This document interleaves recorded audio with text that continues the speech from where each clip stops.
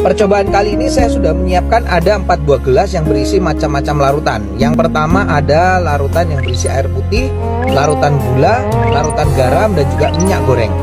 Dan masing-masing larutan nanti saya akan campurkan dengan sel darah manusia. Ini adalah darah manusia yang sudah ambil menggunakan jarum suntik. Nah, lalu saya akan teteskan pertama kali pada larutan yang pertama, yaitu air putih.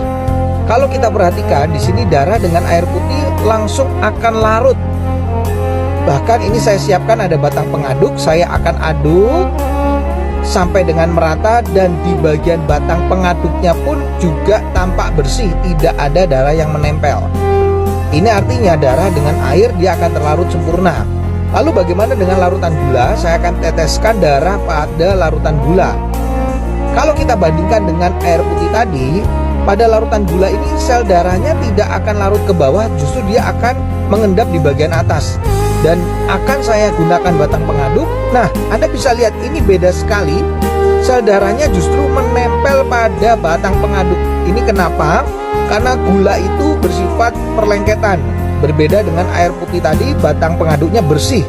Makanya orang kalau kena diabetes, terjadi perlengketan pada darahnya, mengalami rasa haus, kemudian sering buang air kecil, dan akhirnya suka ngemil.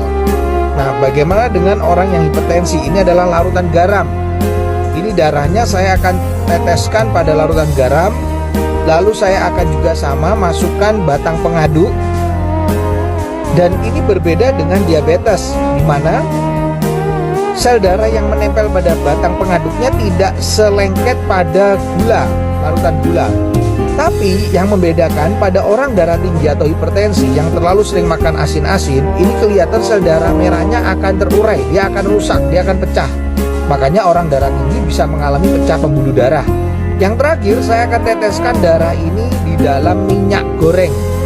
Nah, kalau saya teteskan ini langsung bisa terlihat sel darahnya nggak bisa larut, tidak juga ya mengendap di bagian atas, tapi justru menggumpal-gumpal.